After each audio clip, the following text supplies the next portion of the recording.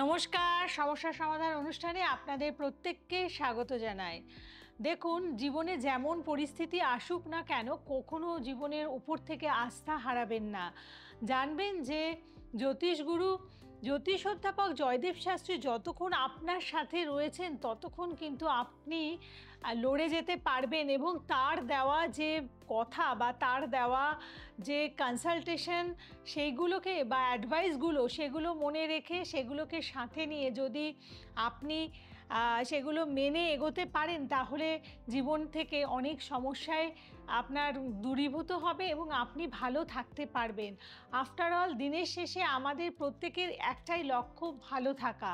সেটা যে কোনো দিক থেকে হোক, আমাদের সুখ দুঃখ বা শারীরিক অসুস্থতা হোক, যে কোনো জায়গা থেকে কি করে ভালো থাকতে হবে সেই পথটা কিন্তু জ্যোতিষ অধ্যাপক জয়দেব শাস্ত্রী জানেন, এবং সেই কারণেই আপনাদেরকে পরিচালিত করে নিয়ে যান আপনাদের জীবনের সমস্ত মসৃণ পথের দিকে, এবং যে কোনো প্রতিবন্ধকতাকে তিনি কিন্তু একেবারে আপনার জীবন থেকে অপসারিত করে দেন। এই মুহূর্তে আজকের অনুষ্ঠানে শুধুমাত্র আপনাদের জন্য উপস্থিত আছেন, প্রথমে স্বাগত জানাই। নমস্কার। নমস্কার। জয় শ্রী ঠাকুর রামকৃষ্ণ, জয় শ্রী ঠাকুর রামকৃষ্ণ, জয় শ্রী ঠাকুর রাম। সমস্যার সমাধান অনুষ্ঠানে আপনাদের সবাইকে স্বাগত জানাই, এবং আজকে আমাদের প্রশ্ন উত্তর পর্ব। আর আজকে যে প্রশ্নগুলি নিয়ে আমরা এসেছি বা আমাকে করা হবে, সেগুলি কিন্তু কেউ না কেউ আমাদের কমেন্টে জানিয়েছে, এবং সেই কমেন্টের সেই প্রশ্নের অ্যান্সারগুলি আমি দিয়ে থাকি প্রত্যেকের। হয়তো অনেকেই আমাদের কমেন্টে কমেন্টস করছে, কিন্তু ওখানে অ্যান্সার পাচ্ছে না বা পায় না, বা কখনো কখনো পেয়ে যায়। তো যারা পাচ্ছে না তাদের জন্য বলবো যে মন খারাপের কিছু নেই, একা তো মানুষ আমি, তো এত অ্যান্সার দেওয়া হয়তো সম্ভব হয়ে ওঠে না কখনো কখনো কাজের ব্যস্ততার জন্য। তাই আমার এই অনুষ্ঠানে আমি সবার কোশ্চেনের অ্যান্সারগুলি দিয়ে থাকি প্রোগ্রামের আকারে, এবং আপনাদের সাথে শেয়ার করি যে কোনো সমস্যার সমাধানে, বিভিন্ন সমস্যা নিয়ে। তো আজকে দেখি কি কোশ্চেন করে আমাকে, কি কোশ্চেন করছো? দেখুন, আমি দেখেছি আপনার একান্ন কালীবাড়ি মন্দিরে অনেক মানুষজন আসেন যারা তারা মানে গুরুতর কিছু অসুস্থতার মধ্যে রয়েছেন, এবং আপনি সেখান থেকে তাদেরকে যে গাইডলাইন দিয়েছে সেটা থেকে ক্রমশ তারা সুস্থ হয়ে উঠেছে। তো এটা কি করে সম্ভব হয়েছে, এবং আজকে অনেকেই জানতে চাইছেন যে আমি কতদিন বাঁচবো, আমি কতদিন ভালো থাকতে পারি, এই প্রশ্নটা কিন্তু অনেক মানুষেরই রয়েছে। তো সেখান থেকে দাঁড়িয়ে আপনি কি বলবেন? নিশ্চয়ই, মানুষ বাঁচতে চায়, এবং মানুষের রোগ হলে মানুষ ডক্টরের কাছে যায়, কিন্তু এমন এমন কিছু কিছু সমস্যা আছে সেখানে ডক্টরের দ্বারাও সম্ভব হয় না। যেমন ধরুন, তো আমি ষষ্ঠ ঘর বলি, ছকের ষষ্ঠ, অষ্টম ও দ্বাদশ ভাবের অবস্থান খুব মুখ্য। আয়ুর প্রশ্ন কখনো সরাসরি না বলে জ্যোতিষী সাধারণত রোগ, প্রবণতা, দুর্ঘটনা কিংবা দীর্ঘ জীবনের সম্ভাবনা ব্যাখ্যা করেন। মানে আমি যেটা করি আর কি, যেমন অষ্টমভাবে শনির অবস্থান দুর্ঘটনার সম্ভাবনা বাড়ালেও বৃহস্পতির দৃষ্টি থাকলে সুরক্ষা মেলে।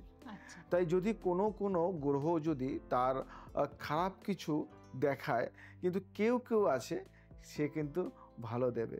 শনি যদি খারাপ দেয় তাহলে কিন্তু বৃহস্পতি ভালো দেবে।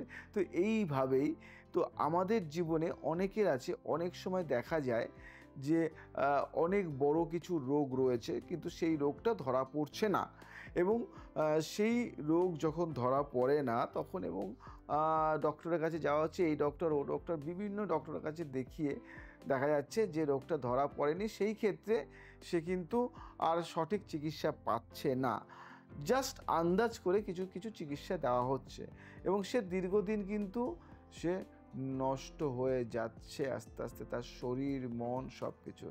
এবং সেমতো অবস্থায় আমাদের কাছে একজন আসে এবং এসে আমাদের বলছে যে প্রচুর ডক্টর দেখিয়েও কিছু ফল হচ্ছে না। তো আমি বললাম ডক্টর দেখান রোগের জন্য, বলে না এ রোগ সে রোগ নয়, আপনি একটু চেক করুন বা দেখুন আপনার বিচার দ্বারা। তো আমি সেই বিচার দ্বারা আমি কিন্তু তাদেরকে দিয়েছি, এবং দেওয়ার পরে কিছু রেমেডিস বা কিছু টোটকা বা কিছু পদ বলে দেওয়াতে, এবং তার সেই কোথা থেকে সেই রোগের সৃষ্টি, কি হয়েছে, রোগটা আসলে কি, আসলে দেখা গেছে সেই রোগটা রোগ নয়, সেটা হলো একটা ভয়, এবং ভয়টা সে খুব গাড়িয়ে গেছে, মানে এবং সেই মানসিক রোগ। মানসিক রোগ বলতে পারো, বা ভয়, একটা ভয় গাড়িয়ে গেছে, মানে কোনো কিছু দেখে সে ভয় পেয়েছে, এবং সেই ভয়টা অনেকটাই মানে এমন জায়গায় ঢুকে গেছে, মানে অবচেতন মন বা চেতনার মধ্যে বা তার মনের মধ্যে, এবং সেখান থেকে নেগেটিভ ভাইব তৈরি হচ্ছে, কোনো কিছু দেখলেই যেন ভয় পাচ্ছে এবং আটকে উঠছে।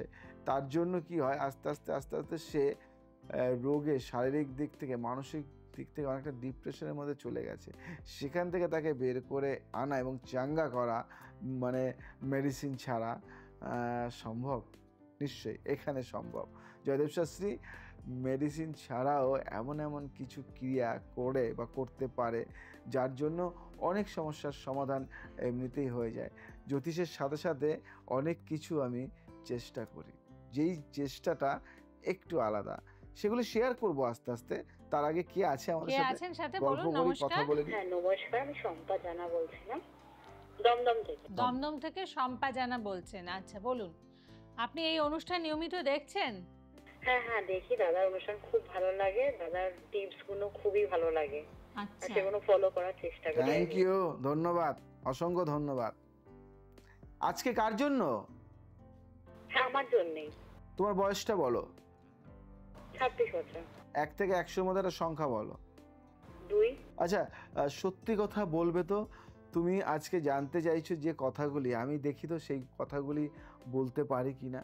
1 নম্বর, প্রচণ্ড টেনশানে থাকো তুমি, চিন্তায় থাকো, ডিপ্রেশনের মধ্যে চলে যাচ্ছ। আমার দ্বারা কি এই কাজটা কি হবে না? আমি কি পারবো না এখানে সাকসেস হতে? তুমি এমন একটা জায়গায় আছো যেখান থেকে অনেক বড় হওয়ার ইচ্ছা বা অনেক অনেক অনেক বড় হওয়ার সুযোগও আছে, কিন্তু পারিপার্শ্বিক চাপে বা ফ্রেন্ড সার্কেলের মধ্যে বলো বা মানে কলিগের মধ্যে বলো, মানে তাদের সাথে কোনো একটা মানে মনের মিল না থাকার কারণে তুমি অনেকটা ডিপ্রেশনের মধ্যে চলে যাচ্ছ, এবং কেউ একজন আছে যে তোমাকে প্রচণ্ড পরিমাণে আঘাত করে, হার্ট করে মানসিক দিক থেকে, এবং তুমি তাকে কিছু বলতে পারো না এবং তার সাথে লড়াই করতে পারো না, এবং দিন দিন তুমি ভেঙে পড়ছো। ঠিক না ভুল? দাদা আপনি ঠিকই বলছেন, সব কথাই ঠিক বলেছেন পুরো। একটু জোরে বলো। মানে আমার লাইফে যেটা হচ্ছে সেটাই বলেছেন আপনি। আচ্ছা, তুমি কোনো পেশার সাথে যুক্ত আছো না? হ্যাঁ আমি একটা কাজ করি। সেখানে খুব ঝামেলা হচ্ছে কি? হ্যাঁ হ্যাঁ ঝামেলা হচ্ছে, একটু প্রবলেম চলছে, মানে আমি কাজটা এখন কন্টিনিউ করবো কিনা সেটাই ভাবছি আর কি। আচ্ছা আচ্ছা আচ্ছা আচ্ছা, মানসিক দিক থেকে কিন্তু তুমি অনেকটা ভেঙে পড়ছো। ভেঙে পড়ার কিছু নেই, আমি আছি, তোমার সমস্যার সমাধানটা আমি করব। তোমাকে আমি 3টে কথা বলবো, সময় তো আমাদের খুব কম থাকে, 3টে কথা বলি। একটা কথা হলো যে তুমি কর্মস্থানে সেই দামটা পাচ্ছ না, তুমি ভেঙে পড়ছো, তুমি অনেক কিছু জানা সত্ত্বেও সেই রেজাল্ট পাচ্ছ। তুমি অনেক বড় মানে অভিনেত্রী হতে চাইছো, তুমি অভিনয়ে জগতে অনেকটাই নাম করতে চাইছো, দেখতে ভালো, সব দিক দিয়েই ভালো তুমি, তোমার ব্যবহার, আচার আচরণ, অভিনয়ের দক্ষতাও খুব ভালো, কিন্তু তুমি সেই অভিনয়ের সাফল্যটা পাচ্ছ না, এবং তুমি একটা কর্মে যুক্ত আছো যে কর্মটা অনেকটাই দামি, মানে অনেকটাই মানে ভ্যালুয়েবল, কিন্তু সেখান থেকে তুমি সেই রেসপেক্টটা অনেকটাই কম পাচ্ছ। মানে চিপ মেন্টালিটির কিছু মানুষ আছে যে তোমাকে প্রচণ্ড হার্ট করছে, এবং তোমাকে ওখান থেকে কোনো না কোনোভাবে সরিয়ে দেওয়ার চেষ্টা করছে। এবং 3 নম্বর, ভালোবাসাতেও একটু আঘাত। 4 নম্বর, সিদ্ধান্ত নিতে পারছো না, মাঝে মাঝে মনে হয় এই জীবন না রাখলেই ভালো হয়। 5 নম্বর, শরীরটাও যেন ভালো যাচ্ছে না, বিভিন্ন রকম শারীরিক সমস্যা দেখা দিচ্ছে। ঠিক না ভুল বললাম? হ্যাঁ দাদা ঠিকই বলছেন। এগুলো ঠিক করতে চাইছো? হ্যাঁ অবশ্যই দাদা, তার জন্যই তো আপনাকে ফোনটা মানে আজকে করলাম আর কি, অনেকদিন করে চেষ্টা করছি কিন্তু পাই না। আচ্ছা, কন্ট্যাক্ট করো, আমি আছি। যেখানে দেখো এখানে নম্বর আছে, নম্বরের সাথে তুমি একটা টাইম বুক করে নাও। আর তার আগে তোমাকে একটা কথা বলি, টোটকা। কি করবে, তোমার ডান পায়ে দেখবে, ডান পায়ে সম্ভবত ভাইব্রেশন অনুযায়ী ডান পায়ের তিল থাকবে, ডান পায়ে ওই তিলের সাদা চন্দন লাগিয়ে দেবে। শুধু হ্যাঁ কি না বলবে, ডান পায়ে কি কোনো তিল আছে? Yes or no? হ্যাঁ দাদা আছে। আছে তো?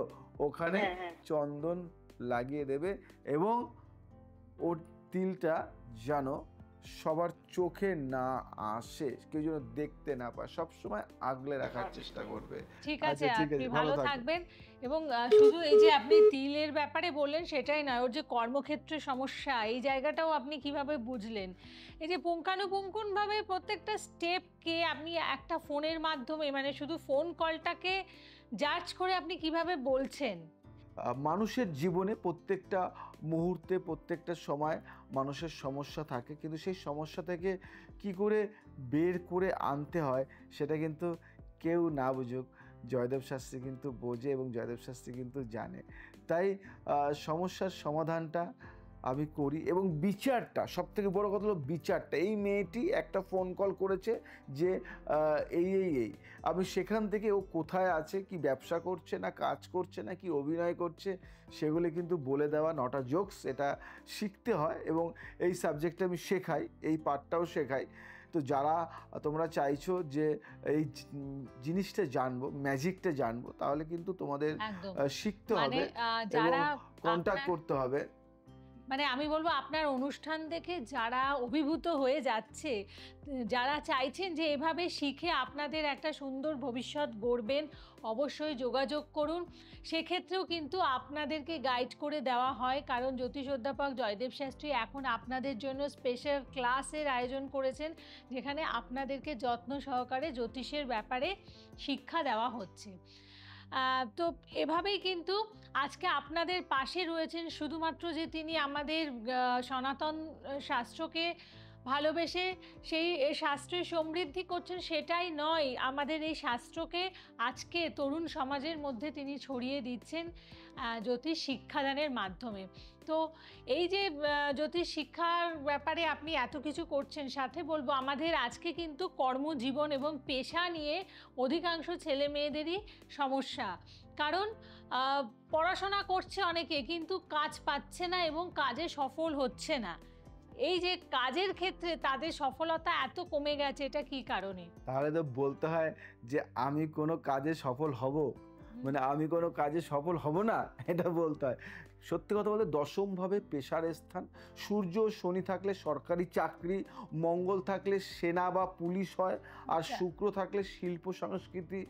এই অনেকের প্রশ্ন থাকে ব্যবসা না চাকরি, তখন তৃতীয় ও সপ্তম ভাবের বিচার করে বলা যায়। আমি শর্টে কেন বলছি দেখো, আসল কথা আমাদের যে 12টা ঘর থাকে না ছকে, সেই 12টা ঘরের কিন্তু মানে 12 রকম বিচার তা নয়, কিন্তু 1200 রকম বিচার রয়েছে বা 12,000 রকমের বিচার রয়েছে। 12টা ছক মানে হলো কি, আমাদের ভাবো একটা সূত্র, মানে 12,000-এরও বেশি বিচার করা হয় কিন্তু।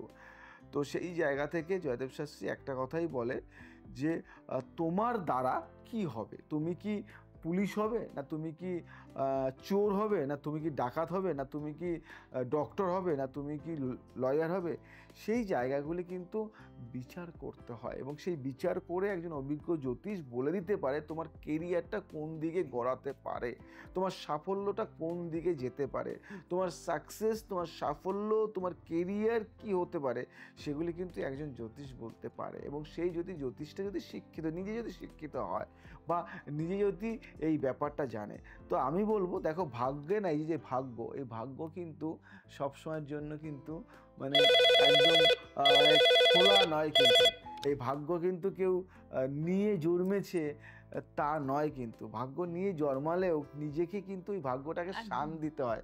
যেমন ধরো আমরা দেখি আমাদের মায়েরা আগে কি করতো, বটি বা দা এগুলো কিন্তু শান দিত কাউকে না কাউকে দিয়ে। দেখো বটিটা আছে, ওটা দিয়ে কাটা হয়, কিন্তু ওটাকে ঠিক করতে গেলে কিন্তু শান দিতে হয়, মানে কি ওটাকে ধারালো করতে, ধারালো করলে ধার দিলে ভালো কাটে আর কি। ওটা মানে ইংরেজিতে একটা কথা আছে, man is the maker of his own fortune, মানে আমরা নিজেরাই আমাদের নিজেদের ভাগ্য গড়ি। তো সেই জায়গা থেকে নিজেদেরও সচেতন হতে হবে এবং কর্মঠ হতে হবে। আর আমি তো আছি তোমাকে ধার দেওয়ার জন্য, ওই ধার দেওয়ার কাজটা আমি করব। আমি এমন করে দেবো যে তুমিই করবে সব কিছু, জাস্ট আমি ধার দিয়ে দেবো। ওই ধার দিলে তাহলে কি হয়, তুমি ভালো করে, তুমি একদম কঠোর পরিশ্রম করে নিজেকে তৈরি করতে হবে। সমস্যা তো থাকবে, তার জন্য লড়াই করার জন্য তো তুমি আছো এবং তোমার সাথে আমিও আছি, লড়াই আমরা দুজনে মিলে করবো। কে আছো আমাদের সাথে? বলুন কে আছেন? নমস্কার। নমস্কার। নমস্কার, নমস্কার। নমস্কার। আমি বলুন। স্বপন হালদার বলছি। জয়শ্রী ঠাকুর রামকৃষ্ণ প্রথমেই বলি জয় শ্রী দাদাকে, রাম। হ্যাঁ হ্যাঁ। দাদা রোজটা বহু বছর ধরে দেখি, বহু বছর ধরে দেখি।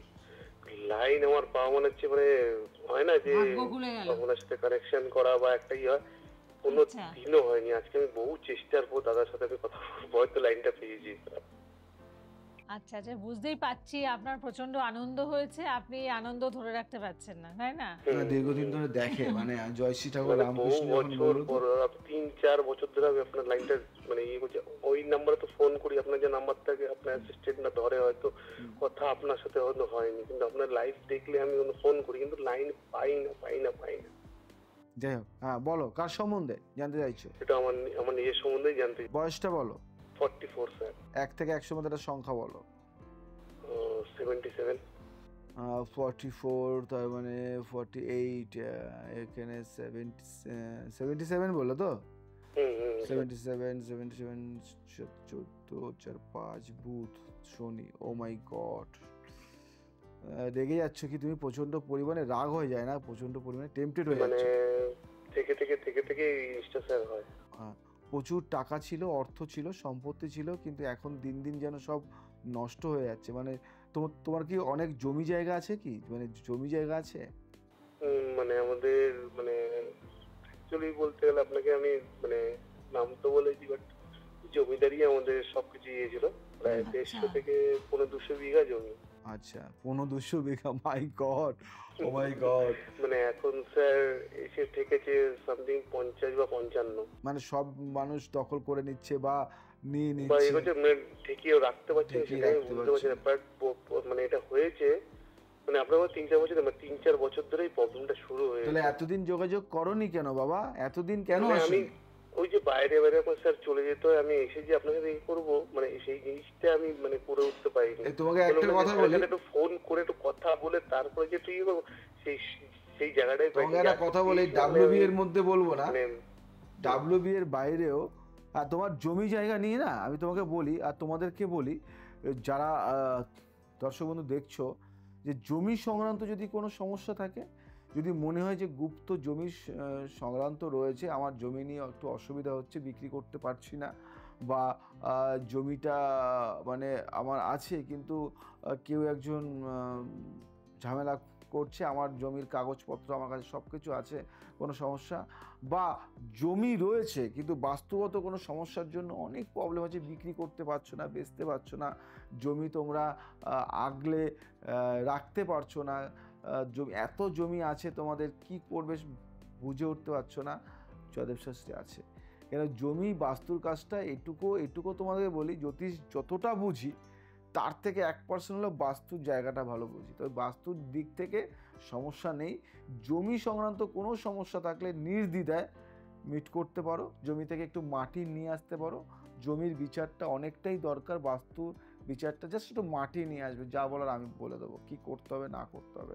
এবং যদি মাটি নিয়ে আসবে আর যদি পারো জমির ফটোটা এবং আর সাইট প্ল্যানটা, এই 3টে জিনিস, মাটি, ফটো, সাইট প্ল্যান, এই 3টে জিনিস যেন, আর কিচ্ছু দরকার নেই, কোনো কাগজপত্র লাগবে না। জমির তোমার কাছ থেকে যদি কেউ নিতে পারে তখন আমায় বলবে, সেইভাবে করবো। আর তুমি শুনছো কি? হ্যাঁ স্যার, জমি সংক্রান্ত সমস্যা তুমি লাকিলি পেয়ে গেছো আমাকে।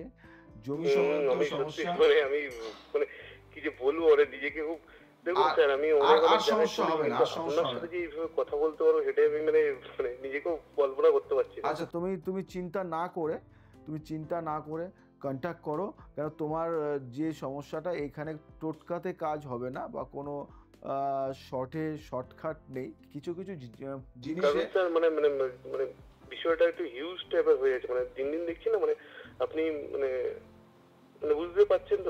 ঠিক আছে আমি জানি অনেক কিছুক্ষণ যদি না ধরে রাখতে পারি না, মানে অন্তপক্ষে এত নিঃস্ব হয়ে যেতে হবে মনে হয়। তুমি আচ্ছা, এতদিন তো এত কিছু হারিয়েছেন, কিন্তু কেউ কি এভাবে আপনার পাশে থেকেছেন বা আপনাকে আশ্বাস দিয়েছেন?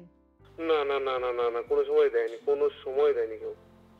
কথা দিলাম, মানে আমি বলি মানে একটা জায়গায় একটা তন্ত্রটা ইয়ে করতে গেছিলাম, কিন্তু তারপর থেকে আরো অন্তত লসই খেয়েছি। কথা দিলাম তোমার সম্পত্তি তোমারই থাকবে, ঠিক আছে?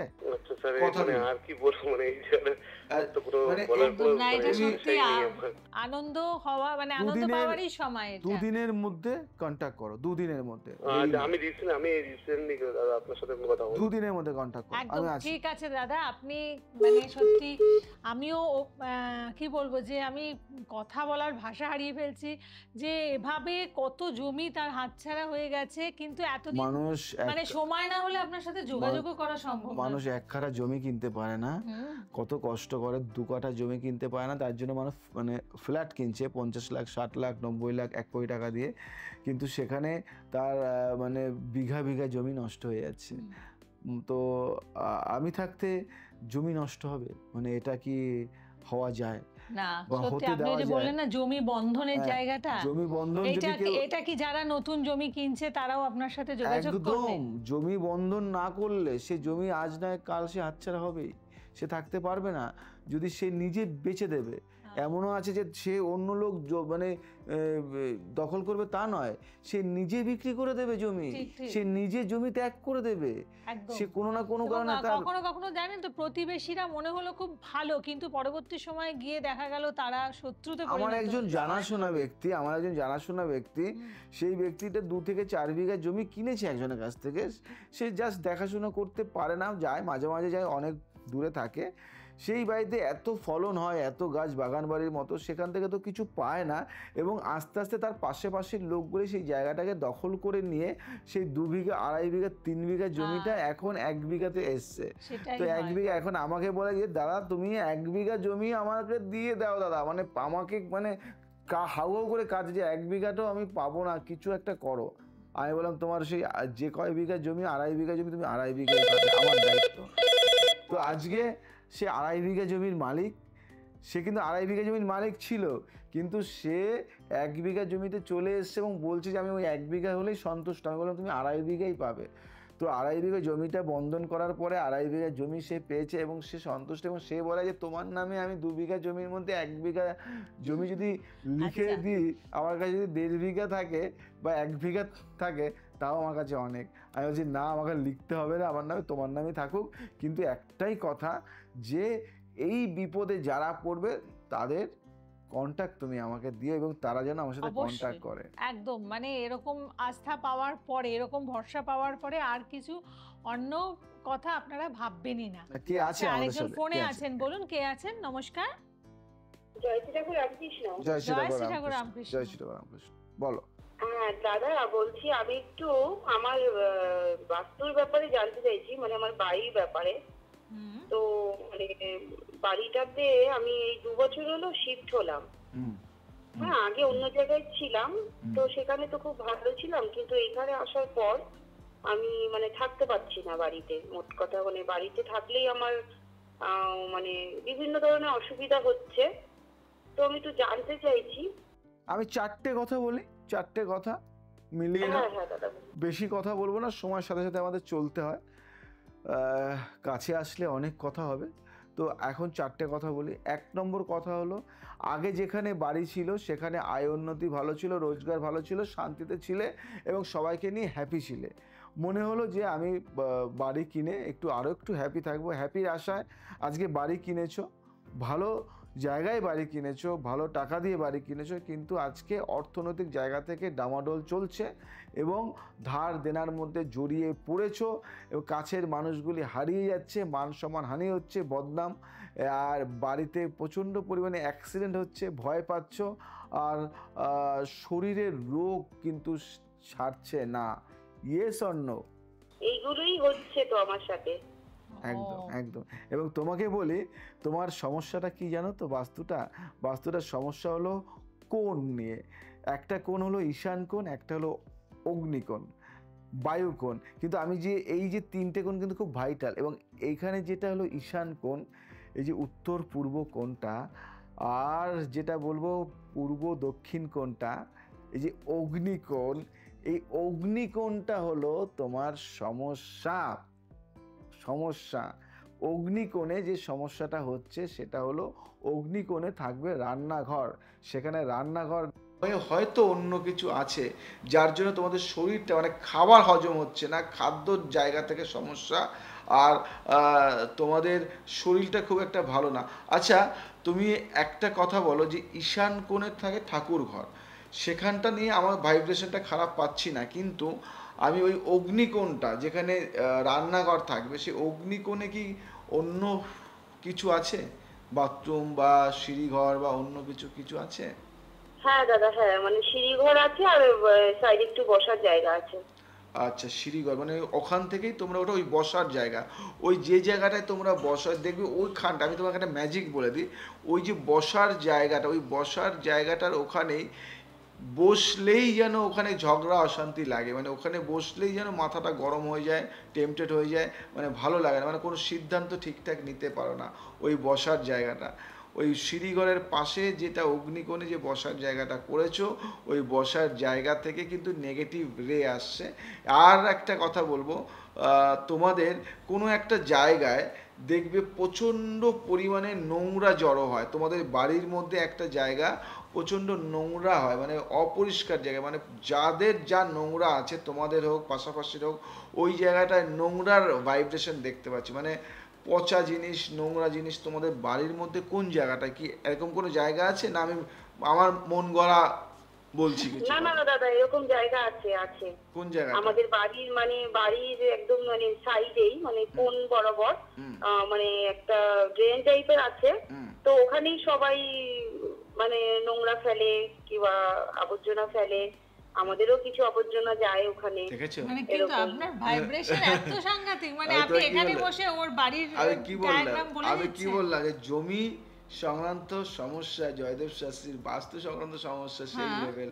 যাই হোক, আপনি যদি সামনে আসে তখন কি করেন, মানে কতটা বলেন? এটাই আমি এত কিছু মানে সবকিছুই জেনে যাচ্ছি, তো আমি সামনে গেলে তো মনে হয় পুরো মানে বাড়ির আরো কত কিছু আমি জানতে পেরে তুমি যাবো। আর দেরি করো না, বাস্তু থেকে একটু মাটি নিয়ে ফটোটা নিয়ে সাইট প্ল্যানটা নিয়ে চলে আসো, যাদের সাইট প্ল্যান নেই জাস্ট ফটো আনলেও হবে, বাস্তুর ভিডিও একটা আর এক ফটো আর বাস্তুর একটু মাটি নিয়ে চলে আসো, মাটি না থাকলে ঝুল নিয়ে আসতে পারো, ঘরের কিছু নোংরা আনতে পারো, আমি তোমার সমস্যার সমাধানটা খুব সুন্দরভাবে করব এবং তোমার বাস্তুর সমস্যার সমাধান করে বাস্তুটাকে সোনার যদি মানে ফসল না ফলাতে পারি, সোনার ফসল ওই বাস্তুতে, তাহলে আমি অ্যাস্ট্রোলজি করব না, কথা দিলাম। ভালো থাকবেন এবং এরকমই কিন্তু একটা সোনার সংসারের স্বপ্ন আমরা দেখি, এবং আমাদের জীবনে দেখুন সমস্যা আসতেই থাকবে, কিন্তু জ্যোতিষ অধ্যাপক জয়দেব শাস্ত্রী যতক্ষণ আপনার সাথে রয়েছেন, আপনার পাশে রয়েছেন,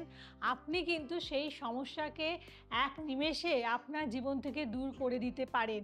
এবং তার জন্য কি করতে হবে, আপনাকে সময় মতো একটু যোগাযোগ করতে হবে এবং বুকিং নাম্বারে ফোন করে একটা অ্যাপয়েন্টমেন্ট নিয়ে আপনি আপনার সুবিধে মতো চেম্বারে পৌঁছে যান। আর শুধু পৌঁছে যাওয়া নয়, তিনি যেমন করে অ্যাডভাইস করছেন, যেমন করে আপনাদের কনসালটেশন দিচ্ছেন, ঠিক সেইভাবেই আপনি চলুন, তাহলে অবশ্যই আপনি জীবনে ভীষণ ভালো থাকুন, সুস্থ থাকুন, সবাইকে ভালো রাখুন। আজ আসি, আবার আসবো নতুন কিছু নিয়ে। জয় শ্রী ঠাকুর। জয় শ্রী ঠাকুর। এবং এই যে পরিবারটি, এনারা এসেছেন জামশেদপুর থেকে, তাই তো? এবার বলুন, আপনাদের এই মন্দির দর্শন কি এটাই প্রথম? হ্যাঁ, এটাই প্রথম।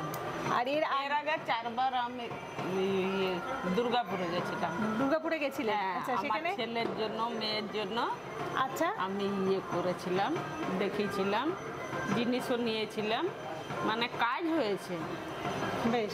ছেলের জন্য মেয়ের জন্য মানে আপনাদের পুরো পরিবারটাই ওনার উপরে মানে ওনার গাইডলাইন নিয়ে চলেন, যা বুঝলাম। হ্যাঁ হ্যাঁ, আমরা টিভি দেখেই আমরা দুর্গাপুর চলে গেছি। আচ্ছা, আপনার ছেলে বা মেয়ে তারা এখন কি করছেন? আমার মেয়ে পড়াশোনা করছে। আচ্ছা, প্রবলেমটা কি ছিল ওর? মানে মাস্টার প্ল্যানিং করছে।